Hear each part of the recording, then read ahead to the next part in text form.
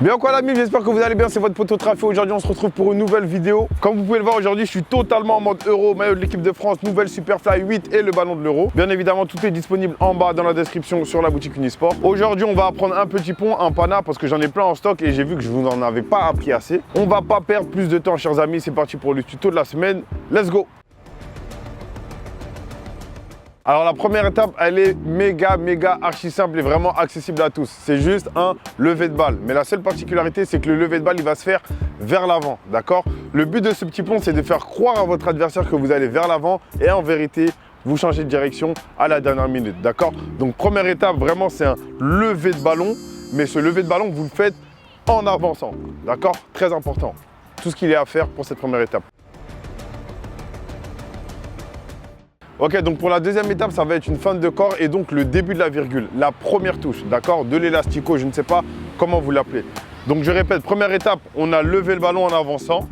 Deuxième étape, c'est au moment où le ballon atterrit, d'accord, qu'on pousse le ballon vers l'avant avec l'extérieur du pied. En gros, pour commencer la virgule, d'accord. Donc si je combine la première et la deuxième étape en même temps, ça fait ça.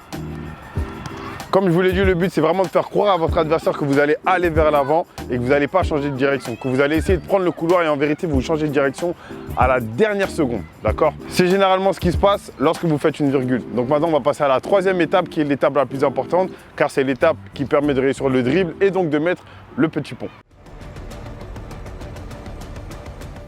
Troisième et dernière étape, si vous avez réussi la première et la deuxième, normalement, ça devrait glisser à tous les coups. La troisième étape, c'est juste le toucher de ballon, la fin de la virgule pour mettre le petit pont. Il est important parce qu'il y a une notion de timing à respecter. Il ne faut pas le faire trop vite, ni trop longtemps après la première touche. Et il faut surtout analyser votre adversaire et votre défenseur et voir ce qu'il fait. Comment il réagit à la première et à la deuxième étape.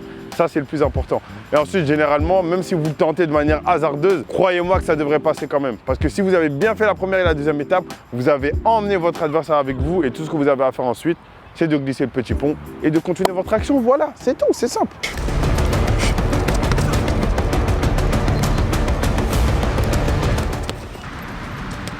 Donc, je récapitule. Première étape, je lève le ballon. Deuxième étape, je pousse le ballon. Troisième étape, je place le petit pont.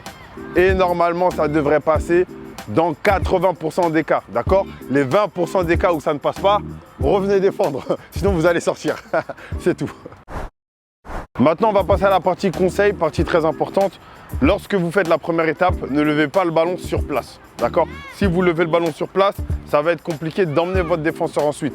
Et dans le cas où vous n'arrivez à faire le geste qu'en levant le ballon sur place, il faut que la deuxième étape, vous allez vraiment plus loin, d'accord, pour amener votre défenseur. Très important. Deuxième conseil, encore une fois, ça concerne l'analyse de votre adversaire. Si vous voyez que votre adversaire, il ne part pas, alors arrêtez le geste, d'accord? C'est mieux de s'arrêter que tenter le geste quand même si vous voyez que votre adversaire, vous n'arrivez pas à l'emmener. Si vous ne l'emmenez pas, le geste ne passera pas. Voilà, c'était juste deux conseils ultra importants à respecter si vous voulez réussir ce geste à tous les coups. Comme tous les gestes, vous n'y arriverez pas forcément du premier coup, donc travaillez-la à fond et vous verrez, ça passera à chaque fois. C'est Trafi qui vous le dit, alors faites-moi confiance. C'est la fin de cette vidéo, chers amis, j'espère qu'elle vous a plu. Voilà, c'était un tutoriel sur un petit pont qui, franchement, est assez efficace, je trouve. Personnellement, c'est pas mon préféré, je l'utilise pas tout le temps, mais il est facile à utiliser si vous maîtrisez la virgule, n'oubliez pas. Donc très important, travaillez votre virgule, après c'est qu'un flick up à taffer. Et vous verrez que généralement, si vous êtes un ailier ou un dribbleur que vous jouez côté, c'est un petit pont qui passera à 80% des cas. Mais comme je l'ai dit, n'oubliez pas de visualiser d'abord la position de votre défenseur. Compris?